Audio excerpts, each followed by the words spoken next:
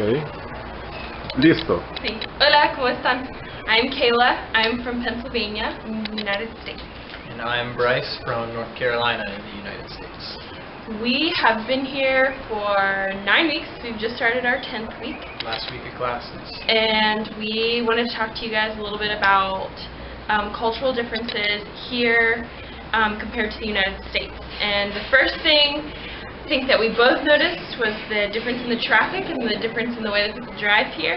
I remember we got picked up from the airport and we were driving and we both saw motorcycles come fly on either side and we both were like, whoa, what's happening? Yeah. Completely different. There are a lot of people, everybody just sort of honks when they're saying I'm coming through. It's a lot different than the United States. It's a little more intense for sure. Yeah, definitely a lot more intense. What else? The food is definitely different. Food is great, especially with the host families. It's definitely a lot more carbohydrates. Rice and beans. I kind of expected that anyways because that's what I've heard. And there's some protein too, obviously, but it's definitely a lot different. It's very hearty. A lot of rice and beans. But the culture around food, they have something called cafecito here, and I think that's a really good representation of what meals are to the people here. It's a lot of congregation and a lot of spending time with other people and inviting people in. I know that my host mom purposefully makes extra food just in case somebody shows up to the door and either needs food because they don't have food, or it's a friend or family or something along those lines. But there are a lot of times where people will bring like a piece of cake for cafecito, and that's anywhere between like 2 and 4, where people sit and they get together and they eat like a little piece of cake or a little sandwich or some bread with coffee, and that's sort of a time where everybody gets together and they just sort of talk and congress and have a really good time. What else is a big culture difference? Kissing. Kissing, Greeting. yes. When somebody greets you, it's a kiss on the cheek. I had a boy from Japan in my house for a month, and he was telling me how he was so confused because in Japan they don't touch when they meet, and that's very common in the United States too. Even when you see your friends, if it's been a long time, you hug. Or shake hands. shake Especially hands. for guys. Yeah. Shake hands. But you don't like kiss each other or anything. But it's very common, even when you just meet someone. Yeah. Hi, my name's Kayla, mucho gusto. And We met someone the other day after our last tour after rafting. We got to be pretty good friends with her for a day at least, and then at the end, she gives us a little cheek, and she's from Mexico, and she's like, oh, come see us in Cancun next time you're ever around.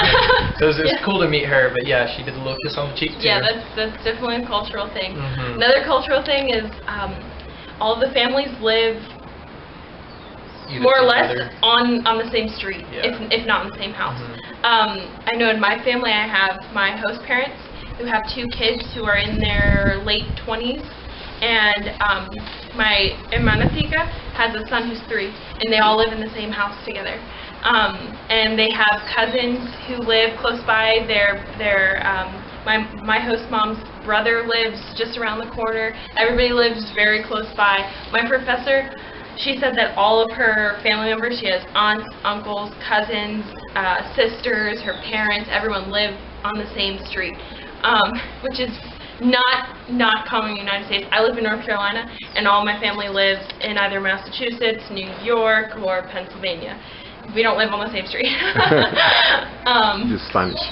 The Spanish classes have been absolutely amazing. I know when I showed up here, I was like, yeah, like Spanish is going to be fine, I'm going to do great, and I was like, whoa, that's amazing. I had no idea, and everything just sort of comes and clicks, and the first few weeks I was really tired because my brain was like, what is happening? Like, where's Too full of English? Spanish, yeah.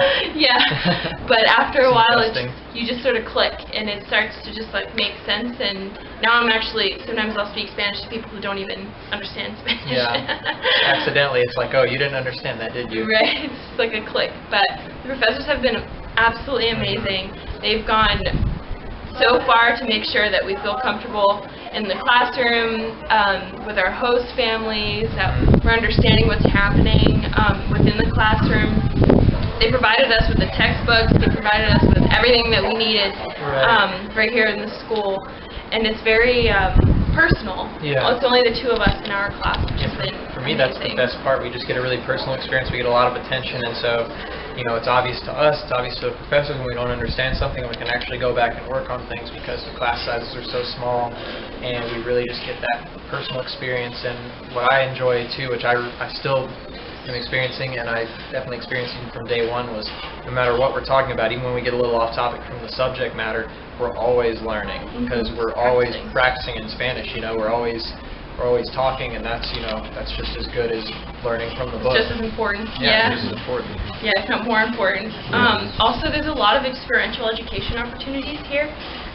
We've gone to Cartago to see the basilica that we were talking about. We've gone to the school made out of metal to see what we were talking about in class. Gone to Central Market in San Jose and learned about the medicinal plants that we had talked about in class, and so it was really great to kind of see that stuff firsthand. You know, a lot of times people are just used to learning from a book. They're not used to getting out into the world and experiencing the culture, and so I just think that's great how that's all around and how that's organized. Yeah, and one assignment that was my favorite and that has stuck with me the most is that the one time it was like our second week here, so we were both sort of like, I don't know about the Spanish thing.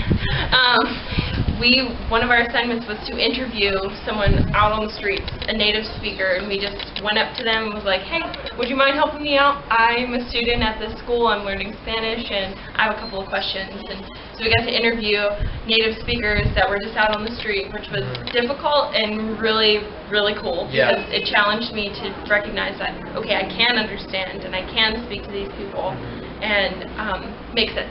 Yeah. Great. It's definitely an interesting one. I didn't understand a whole lot, but I definitely could tell, and you know, I don't know, it was a lot to take in, but it was definitely, I realized, wow, how much potential there is and how much I can learn, how much I can improve, and you know, it's just, yeah, it's great having those experiences. Yeah. Okay. Gracias. Gracias. Gracias. Chao. Chao. Pura vida. Pura vida.